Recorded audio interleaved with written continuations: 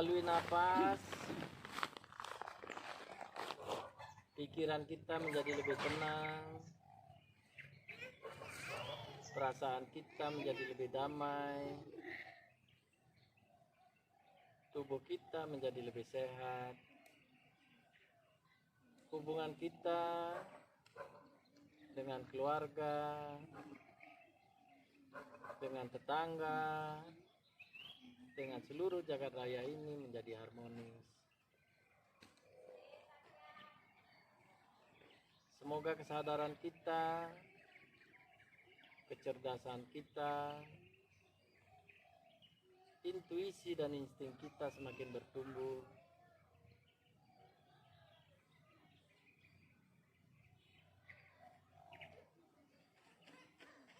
Mari kita tarik napas panjang sebanyak 3 kali.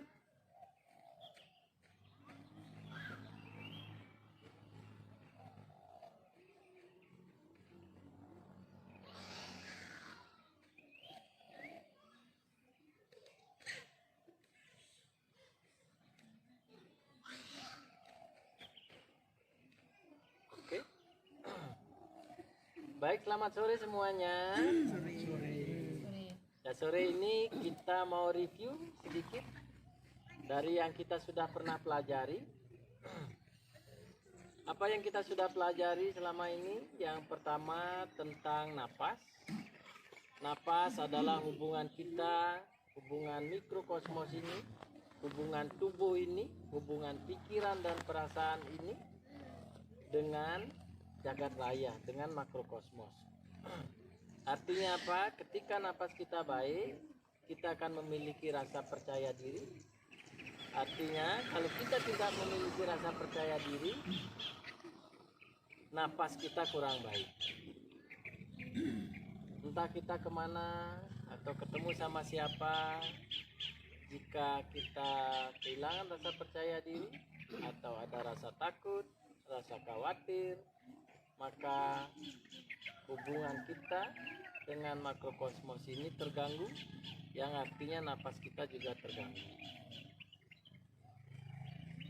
Hubungan mikrokosmos dan makrokosmos ini jika terjalin dengan baik, maka tubuh jadi sehat, pikiran menjadi tenang, perasaan menjadi damai. Lalu kita diingatkan bahwa ada 3 titik-titik napas. Artinya ketika titik 1 yang ada di antara kedua alis kita di sini, ketika kita keliengan, ketika kunang-kunang muncul, ketika bintang-bintang muncul, bagaimana sebaiknya kita? Jangan takut, karena ketakutan dan kekhawatiran kita itu mengkonsumsi oksigennya kita lebih banyak. Makanya orang yang takut biasanya jadi pucat. Kalau orang yang marah, dia mukanya jadi merah, artinya pembakaran menjadi lebih banyak. Nah, kalau ada teman-teman di sini yang sudah berlatih sekian kali, lalu dari jongkok misalkan bangun, atau saat latihan misalkan entah napas cepatnya, entah lakukan jurusnya, lalu terjadi keliengan dan timbul ketakutan, artinya belum memahami titik 1-nya. Jadi jangan khawatir, dirilekskan sebentar, habis itu boleh dilanjutkan. Begitu juga di titik 2. Titik 2 ini adalah sinkronisasi antara paru-paru dan jantung kita. Sering sekali ketika kita mengalami berdebar jantungnya, dadanya lah gitu, atau ketika kita ngangsur, ketika berjalan mungkin 10 meter kita sudah ngangsur, sudah ngos-ngosan, sudah ngejer gitu, artinya di titik 2 ini belum harmonis. Karena di alam itu dinyatakan sesungguhnya, oh anakku, tidak ada yang disebut dengan penyakit. Yang kita sebut selama ini sebagai penyakit adalah proses kecerdasan tubuh kita yang sedang mengembalikan keseimbangan. Oleh sebab itu, ketika kita berlatih, ketika kita melakukan apa saja, lakukanlah maksimal, karena di titik maksimal itu keseimbangan yang masih terganggu akan mengalami sensasi yang tidak mengenakan. Misalkan ketika kita menggerakkan terasa sakit, artinya dia belum seimbang, karena tubuh yang seimbang itu sangat elastis ya. Nah, ketidakharmonisan antara paru-paru dan jantung kita ini yang sering mengkhawatirkan orang, karena kekhawatirannya, karena geming gelombang yang ada di pikirannya memberikan chemical, memberikan antidot gitu ke jantungnya. Akhirnya jantungnya ini berdenyut lebih kencang. Nah, disitulah akhirnya menimbulkan tekanan darah, menimbulkan kekacauan dari peredaran darahnya kita. Yang perlu kita ingat, ketika energi yang kita hirup ini, ketika udara yang kita hirup ini yang seharusnya mengandung oksigen yang cukup buat tubuh kita, jika dia tidak cukup maka bisa terjadi lemas kita. Ketika dia cukup di paru-paru kita tapi dia tidak beredar, kita juga bisa jadi lemas, jadi lemah, seakan-akan tidak berdaya. Ketika dia tidak beredar dengan baik, maka sistem pembakaran yang ada di tubuh kita juga tidak baik. Yang menyebabkan apa? Yang menyebabkan mungkin kita akan merasakan pegal-pegal, merasakan tidak nyaman di tubuh, merasakan lamban, lembam dan lain sebagainya. Lalu di titik 3, di mana letaknya titik 3? Di pangkal tulang ekornya kita. Nah, di pangkal tulang ekornya kita ini jarang sekali kita perhatikan, tapi dia itu adalah titik penyeimbang. Jadi ketika kita misalkan condong ke kanan kayak begitu, dia menjadi titik penyeimbang. Kita pasti akan menggeserkan kaki supaya kita tetap seimbang. Tapi jika tubuh kita ini tidak elastis, maka keseimbangan itu tidak terjadi, yang membuat kita itu jadi takut bergerak, jadi takut untuk jatuh dan seterusnya gitu. Titik 3 ini juga bagian dari penjagaan keseimbangan kita, terutama di jalur-jalur yang licin, jalan-jalan licin. Titik keseimbangan ini juga bagian dari kesiapnya kita. Misalkan kita naik motor gitu, atau kita jalan di jalan yang licin atau di tehel yang licin gitu, kita jadi kesiang misalkan. Nah, itu titik 3 termasuk lemah.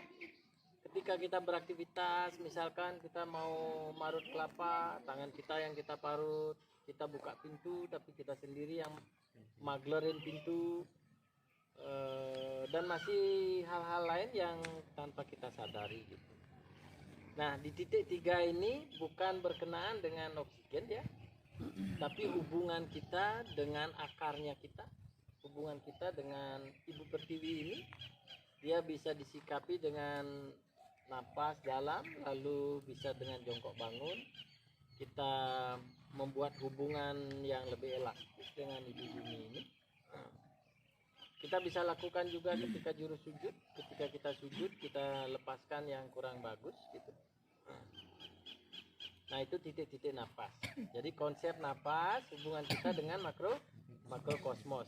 Jadi teman-teman yang sudah berlatih rahasia napas di sini setelah sekian lama, harusnya yang menjadi kegundahan di pikiran kita, kekacauan di pikiran kita, di perasaan kita, yang membuat kita gampang emosi, gampang friksi dengan yang lainnya, itu harusnya sudah berkurang. Dan kalau misalkan kita memiliki rasa trauma-trauma, rasa kebencian dengan yang lain, perseteruan, perselisihan, persaingan yang kurang baik, itu pun akan pelan-pelan, harusnya enggak sekarang ini, harusnya sudah mulai hilang. Itu artinya hubungan kita dengan makrokosmos, kita itu udah kembali menjadi anaknya gitu. Kita udah menjalin hubungan lebih baik dengan dia. Nah, begitu juga yang membuat gangguan-gangguan psikis atau terasa beban walaupun seakan-akan nggak berpikir. Mungkin saat tidur susah tidur karena banyak pikiran loncat sana loncat sini. Nah, harusnya sekarang dengan plong dan lapangnya ini kita bisa menikmati hidup lebih baik gitu. Jadi tadi apa? Tentang napas dan tentang titik-titiknya.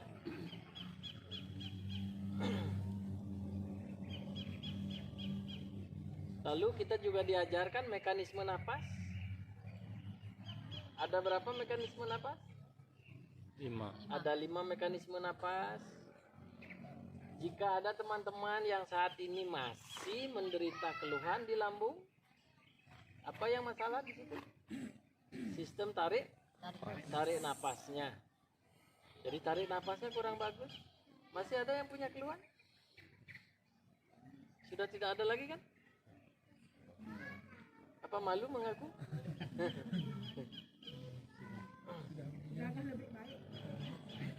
Berarti belum baik berarti. Baru kemarin lebih baik. Oh, berarti belum maksimal sempurna tarik napasnya. Karena menarik napas dengan bagus itu menurut di Weda kita gitu, itu akan menyehatkan organ yang ada di perutnya kita ini.